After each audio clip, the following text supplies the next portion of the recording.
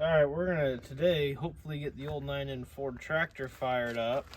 At least be facing us. And then go brush hog some stuff.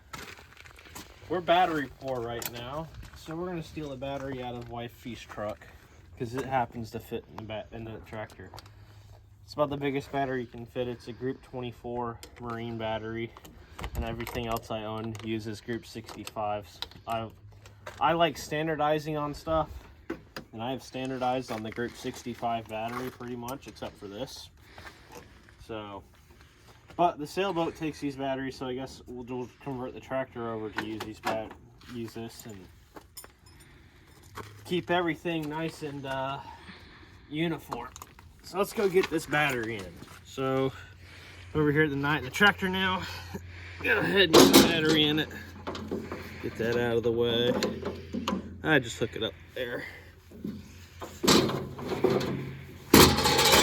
Now this tractor has been converted to 6 or 12 volts. So if you want to put a big battery like this in your tractor, obviously make sure it's been converted to 12 volts. Make sure you have a 12 volt ignition system on it. A good way to tell is look at it at the motor. And if it has an old 12 or 10 SA GM, like GM alternator on it, it's been converted. I'm running a 12 SA AC Delco alternator on this one. It's a 63 amp alternator. It's plenty. I can run an electric sprayers and stuff with it. All my lights at the same time when the lights are actually on this thing. And still charge the battery. Go ahead and get these tightened up. Get that as tight as I can with my finger.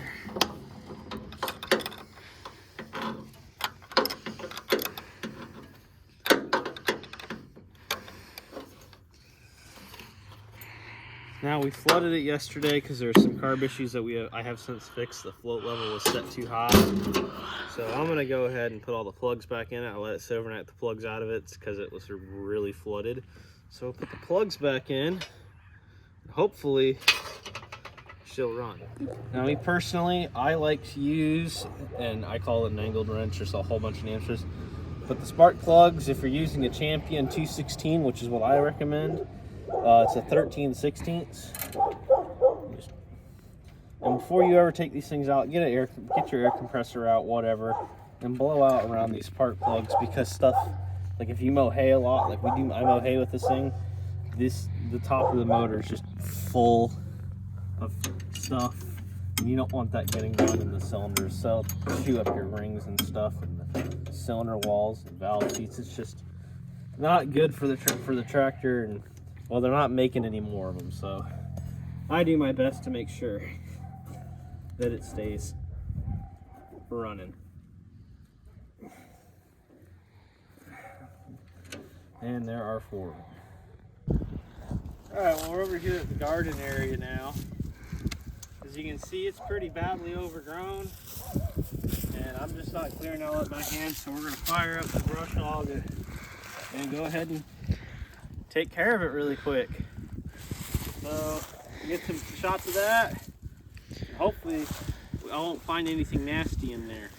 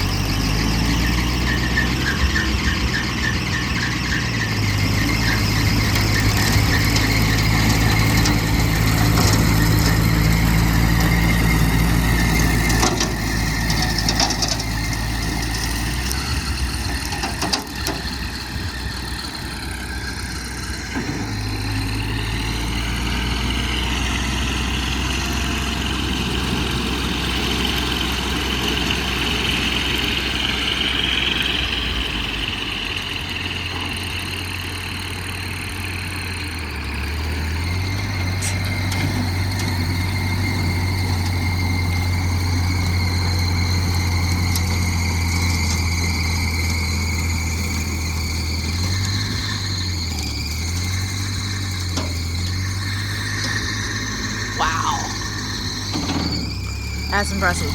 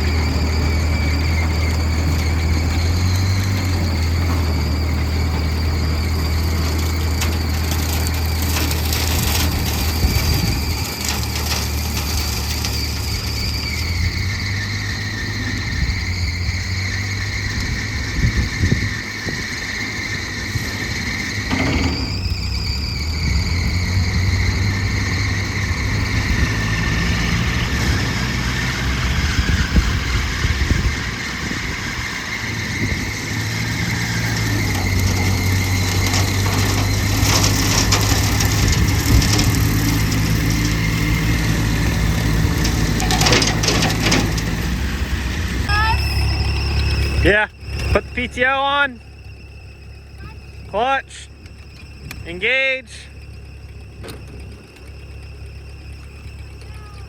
Now pull this joker up.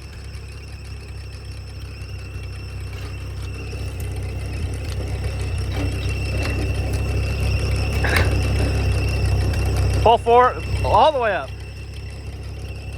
There you go. Good.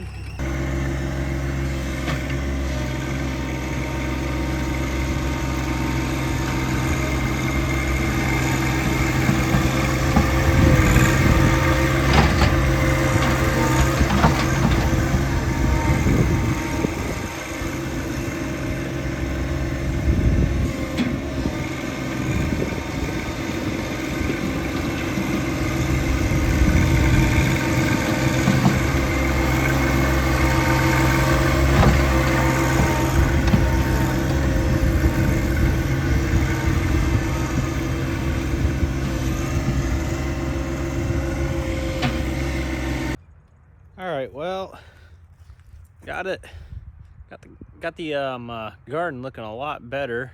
It was completely overgrown and has been for a while. So I had to bring in the John Deere. I have this little like mini disc. It's 2.5 feet, 3 feet, and it was not heavy enough to break up the dirt, which I'm not surprised by at all. And I don't have a tiller or anything like that right now, so I ended up just borrowing the little John Deere at the front with the bucket and just scraping the dirt back. Seemed to work pretty good to get it broken up enough to where I can get in here with a little hand tiller and till it up that way. So that's what we're gonna do. That'll be it for this video. Next video, all this is getting cleared out and the garden is getting expanded all through here. It's gonna be pretty good. So stay tuned for that. That'll be next week. Yeah, all right, so that'll be it for this video. Like I said, next week we're gonna get on this stuff. Comment, like, subscribe. Thanks for watching. Have a blessed one.